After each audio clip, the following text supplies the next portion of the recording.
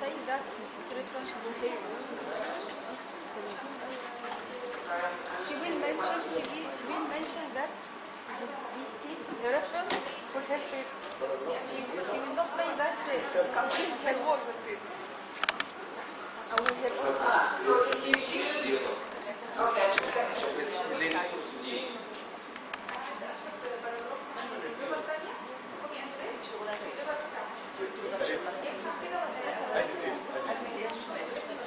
وتقولي لي دايركتور البيبر مش بتاعتك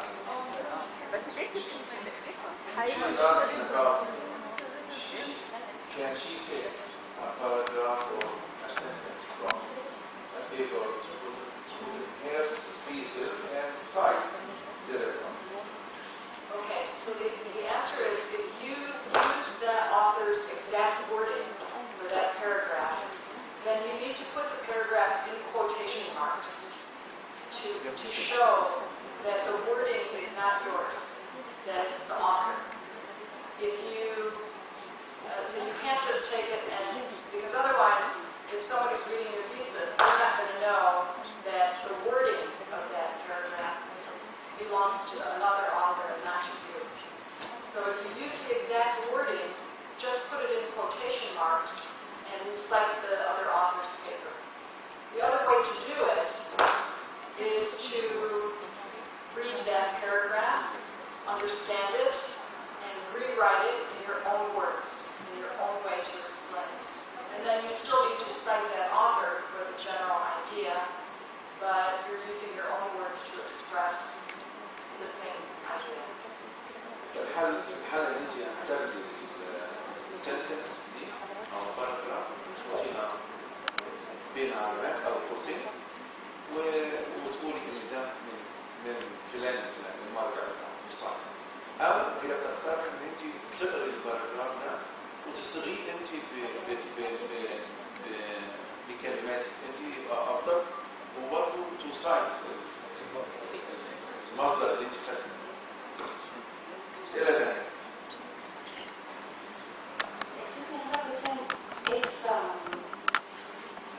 If I have complained about the discussion, or if I don't believe or don't agree about the discussion of the editor, or I see that he may give me minor or visual vision and give me the chance and then just decline the paper, do I have the right to say to the publisher that I'm not really happy about the editor, or I have doubts that he just rejected me because he has some bias or whatever? Because sometimes not all of the decisions are free. Okay, that's a good question. So, and did everybody hear that? So, if you have trouble with an editor, maybe you had your paper reviewed, you disagree with the editor's decision to reject it, and you wrote your disagreement to them, but they said, sorry, do you have any recourse? The answer is not much. There's not much you can do about that. In part because if you were to write to the publisher, for example, the owner of the journal, because editorial independence is very important, just as the story I told about the Canadian Medical Journal, the publisher of the journal isn't in a position to tell the editor what they can publish and what they can't publish. Now, that said, so it won't help your individual paper. But if you really feel that you have some concerns about an editor, you can still convey those to other people at the journal, and maybe they're getting other complaints about this editor. Other people? What's other people? Other editors or what? No, you could convey it to the publisher or to, and that's really the only person who's above the editor in terms of supervisory capacity. So you could complain, but it will make the publishers aware that you're unhappy, but it won't change the status of your paper. And where that could be helpful is maybe the editor is really doing a bad job, and that might lead to a number of complaints that might cause the publisher to say at the end of that editor's, when they're up for renewing their contract, to say, sorry, we're not doing a good enough job. But for an individual paper, you don't have much recourse because the editor is going to make that decision.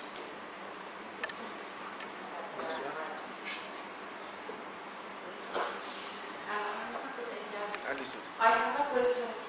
This is possible that, or is this possible that the editor may take my work and write it in another way and publish my work?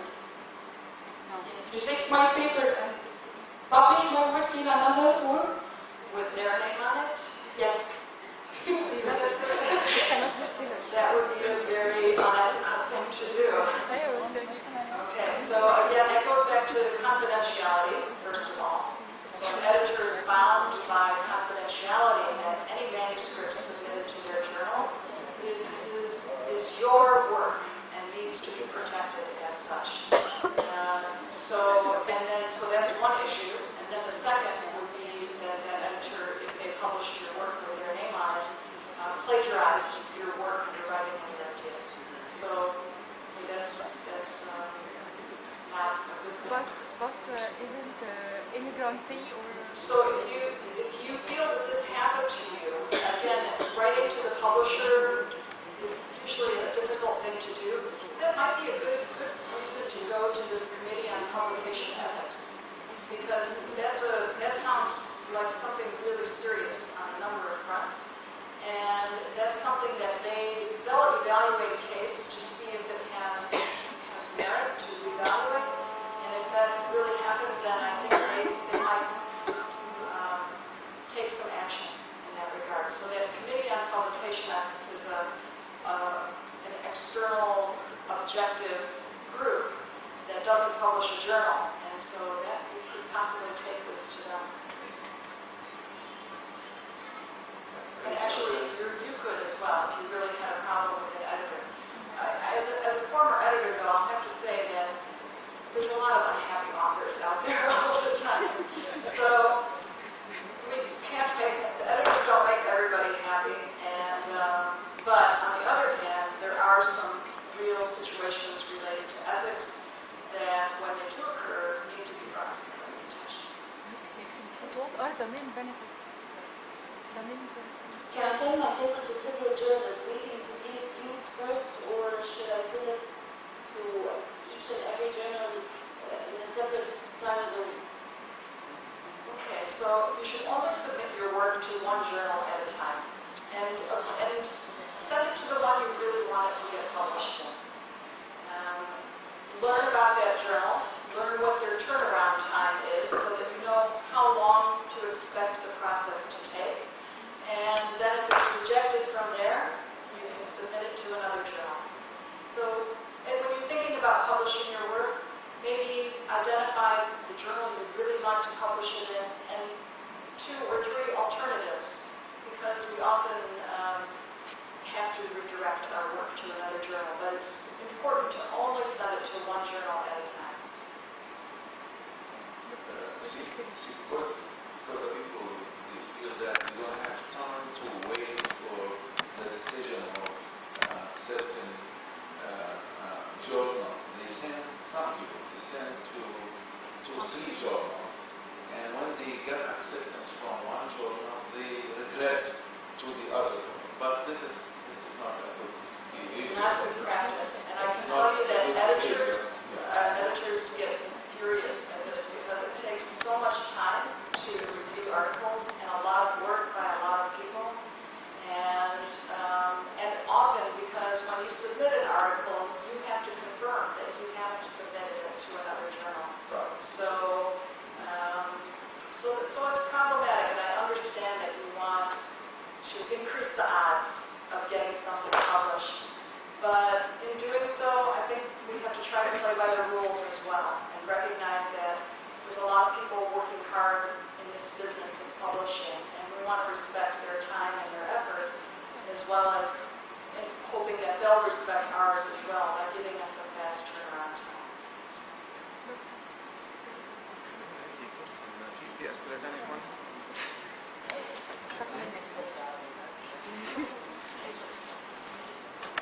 If you wanted to send our papers to 2, one factor is very high, one is not too high, so it can it is ethical right to send it to both of them and we sign in the box we didn't publish yet. This is ethical right, or we have to send every time to one journal only? Have to send it every time to one journal only. And wait until I get rejected, then I send it to other ones.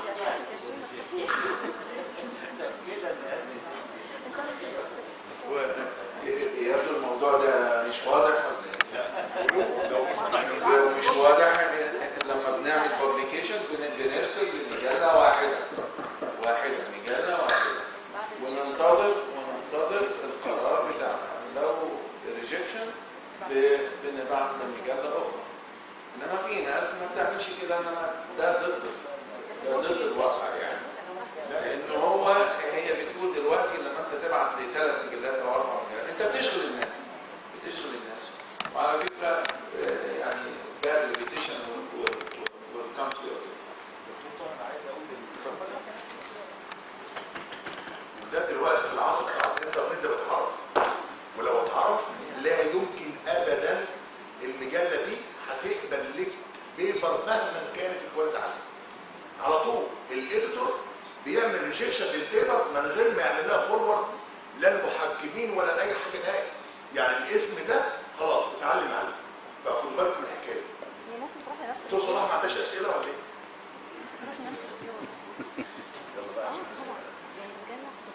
I have a question about, do you think there is some little bit of discrimination for papers or work submitted from a third world in journals in US or UK? Do you think personally there is some type of discrimination? I think that, so I can't say for sure, but what I can say is that editors have experiences with some authors from third world countries, and some authors from other countries as well, that make them more suspicious and cautious about other articles that might be coming from that place. And whether or not they shouldn't make a judgment about all the articles obviously coming from one country. That would be very inappropriate. But I think that what happens sometimes is that they've had an experience where they were submitted a paper that had a lot of plagiarism in it, or was a double publication, or had been submitted to other journals. It makes them more reluctant to consider papers in the future, which obviously every paper needs to be considered on its own merit.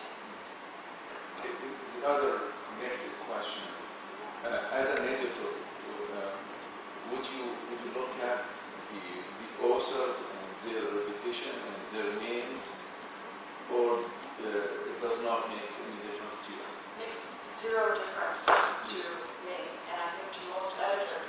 I can tell you that editors will always read the abstract of a paper, and if it's in good shape, they'll read the rest of the paper. If a paper is well written, this is the most important thing that will encourage them to consider the paper for publication and send it for peer review. It really comes down to being a well-written and good quality paper, and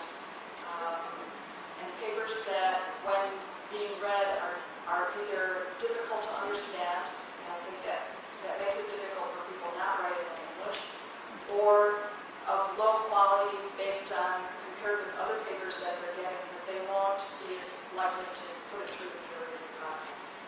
Some journals, especially smaller journals, work a lot with authors to help them with their work. Our journal, for example, and I know several medical journals of some Eastern European countries, for example, have active author mentoring programs so that when they get an article from an author, yes, the language is difficult, it's maybe not organized, but we work with them and spend a lot of time helping them get their paper into good shape. But bigger journals, higher impact factor journals, aren't going to take the time to work with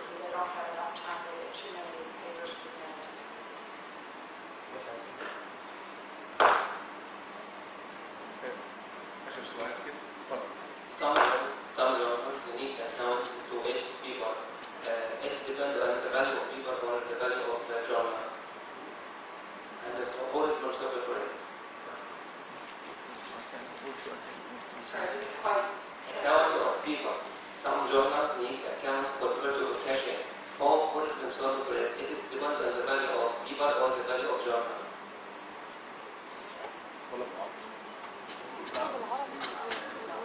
قول بالعربي كده.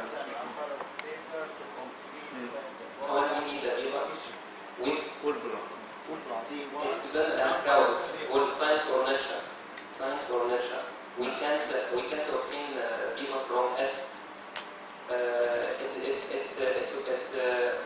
When we need it, we have an account to obtain it. مفيش أول أكسس عليه. So you have trouble accessing the articles in the journals. All right. This is something to take up with the dean and the librarian, I guess. I'm not sure if it's a journal problem or an institution problem, but for example, I can only access those journals if I go through my university library internet account. And so a lot of journals are very strict about restricting access to their articles to people and institutions who have a subscription. Sometimes, even if you have a subscription, maybe there's some problem that needs to be worked out. Sometimes the subscriptions are so expensive that universities can't afford them. For example, the journals Cell and Cell Biology cost hundreds of thousands of dollars for libraries every year. So my university regularly boycotts some major journals because they're so expensive. So in the situation you bring up, I think I would refer you to the administration here at the Institute to find out whether it's something that the library has a subscription to, or if they don't, whether they can arrange to get one. You know that there is a solution that I did before. I send it to the authors, usually the authors. Usually the authors have their email. I usually actually send it to the author by their email that I'm interested in your paper and I will reply. Please send it to me. And I send it. So it's a very good solution. I usually get this. I do it in any library or whatever. Yeah, that's a good point. To just request a reprint on a particular article from the author.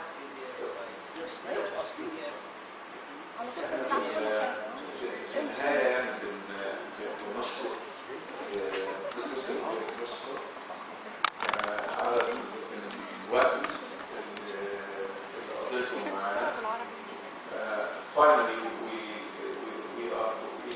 do have the pleasure to have Mary Christopher, Professor Mary Christopher, with us for the 4 days, and we thank her very much for her effort and time for being with us. Now, Professor Mukhtar will give her a letter of appreciation and something to memorize us from as well.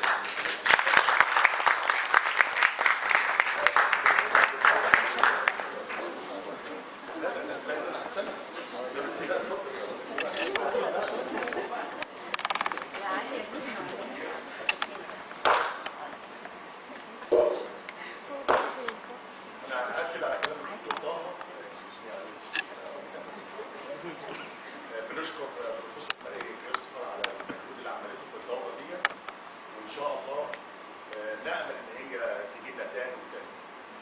Finally, I would like to thank you very much for your effort in this training course, and this is a small thing. Thank you.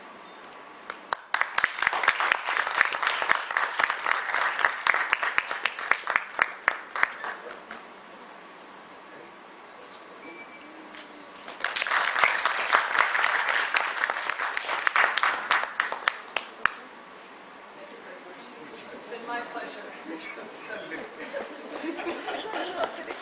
عايز الدكتور طه يسلم بس هو مش عايز.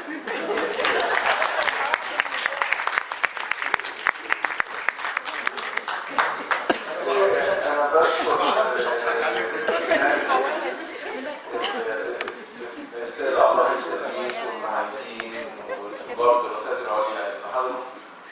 We thank very much staff members and